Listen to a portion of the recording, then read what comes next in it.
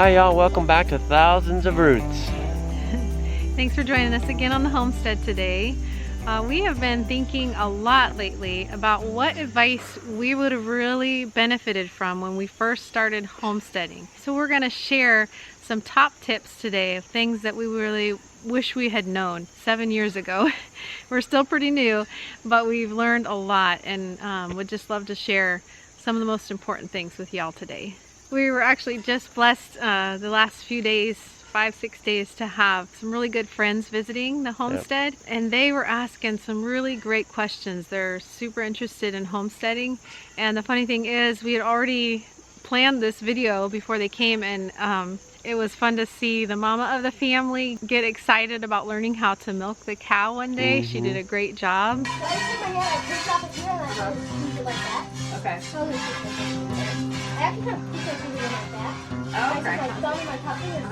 we have an adventuresome friend visiting who wanted to milk the cow. How's it coming? I'm not doing as well on this side, but it's coming out. I saw milk coming. Oh yeah, totally. You're natural. Just getting it. You want to milk the cow too? Yeah. It's really cool seeing their kids play like crazy, get all dirty. Yeah, that was awesome too. And we were thankful to have a lot of fruits and veggies to share from the garden. We had some really delicious meals together, one of which was Yummy Sunday, and Joshua, oh man, he really got into his food. You'll see. How's this Yummy Sunday, Joshy? Good.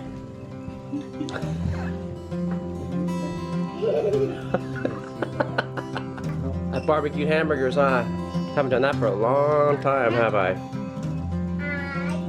Okay, so now to some of our top tips for homesteading, for beginning homesteaders or for those aspiring to be homesteaders. Now some of this is going to be script and some of it will be dialogue between Carrie and I. Okay, so here you go. When you get onto your homestead, go visit other homesteads or farms. And if you want to have cows, sheep, or goats, go to places that have those animals. So whatever animals you're really interested in, go to places that have those animals. And ask questions from these people. I mean, so many farmers or homesteaders, they're willing to answer your questions. They're not like trying to keep their secrets, you know, their secret way of doing things, you know, that only benefits them.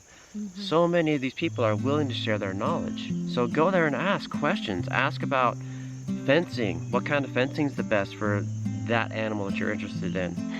Or if you're interested in multiple animal fencing like we are, like we've finally found fencing that can handle cows, geese, turkeys, sheep, goats, ducks. So like 6 species it can handle, one fencing. That's the kind of thing that I'm really interested in, you know, multi-use products.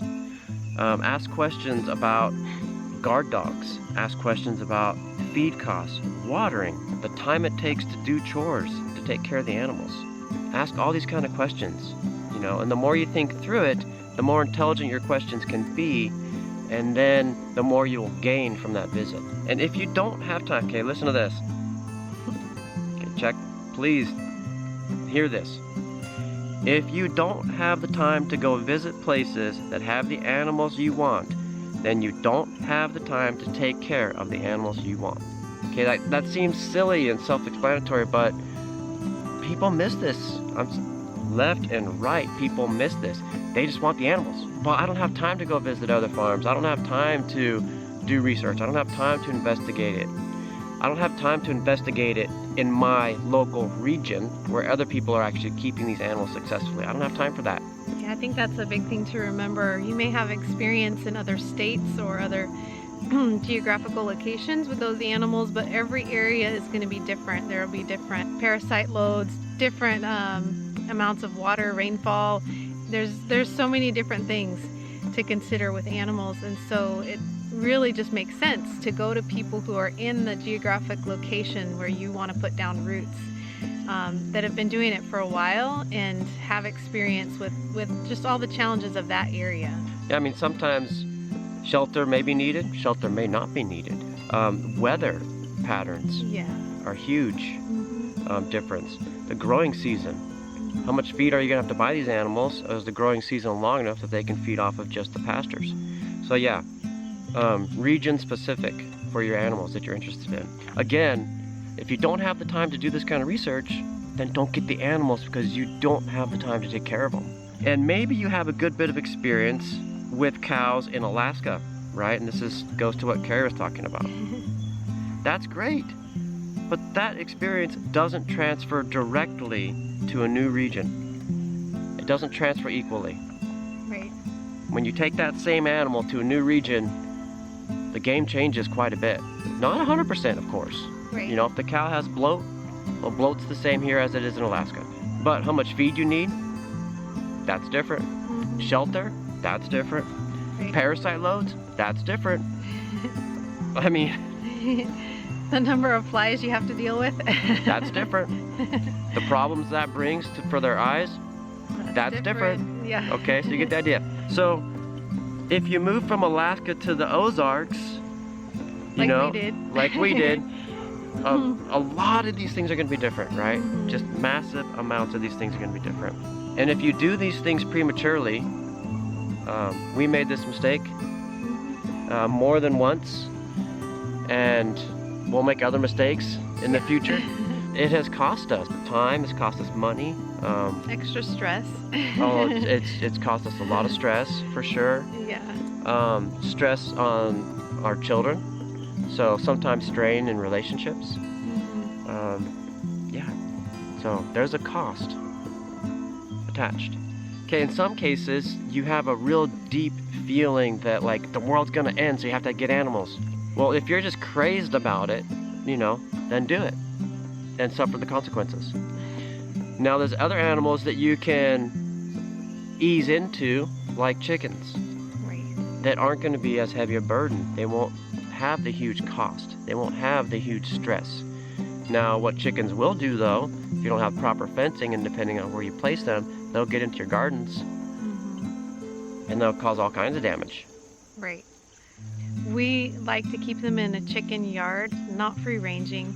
We have too much land for them to free range, so we don't get eggs if they free range. And we really, really like having them right next to our garden. They both benefit each other. So there are some animals you can ease into, like chickens.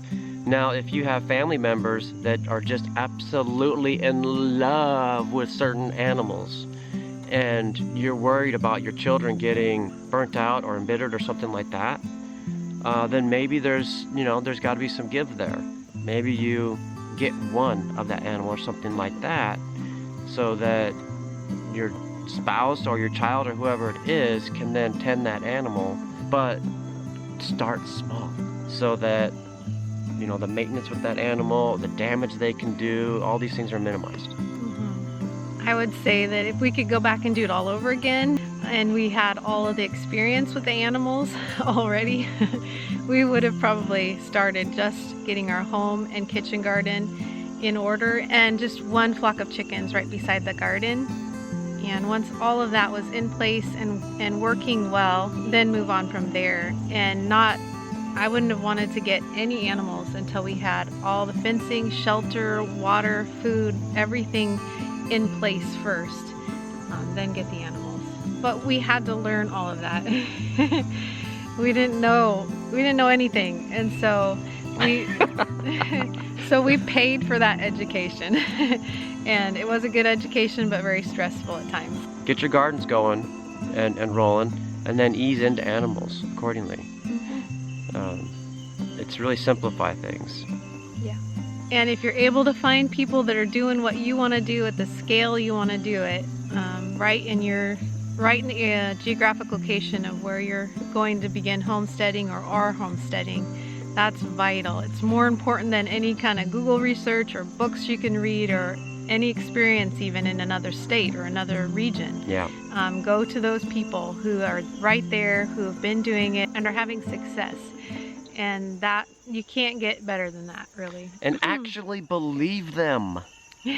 Right. Like, oh, I can do it better, we could do this different or that different. Well, maybe, but believe them. Yeah. We had somebody tell us about sheep. Remember that? We really wanted to get into sheep and contacted her, and you talked with her for a bit, and she said, what was her? She said to you? She basically said if you're going to get sheep and you've never had experience, you're going to have some death, and you just got to be prepared for that. And so, yeah. That it's going to cost a lot, basically. Was, yeah. You know, and when you have, like, we don't like death. No. So that's a very costly thing for us to go through. Right. Emotionally. Yeah, emotionally and and all that. So, and that, you know, cost, you know, that's a very costly thing for us. Not the money cost. It's all the other stuff. That's hard. So we're doing it right with sheep. We're waiting on the sheep. And we have a lot to learn. We want to go and visit some more farms. We've been to some places that have sheep and are doing it well in our area, but we'd like to visit some more and get just a lot more advice and make sure that we set things up right from the beginning before we get the sheep on our land. Yeah, well, that's what I was going to say, that we're not ready for sheep. No, not yet. So we're going to wait. We're going to wait. Yeah. All right, guys, so we hope that these tips were helpful to some of you out there and that they save you some stress, some time, some extra money. Yeah, thanks for joining us again. We forgot to say that we're going to be switching to Thursdays. So our hopefully, consistently, well, however consistent we can make it. Right. We're going to be posting our new videos every Thursday. Yeah, uploading is very difficult for us with our internet, so. Yeah, it's tenuous. Yeah. And please share our videos. Go back and find one of the videos you really enjoy of ours, and please share it. Share it on your social media platform, whatever it might be. And we really appreciate it if you would do that for us. We pray blessing over you and yours. And whatever you do, do it with your whole heart. Oh! That's the biggest toy you've ever played with, huh? J-Bud, you want to tell us how much this watermelon weighs? I'm pretty sure that it weighs about 24 pounds. 24 pounds! Is this the biggest watermelon we've ever grown? I think so. Yeah.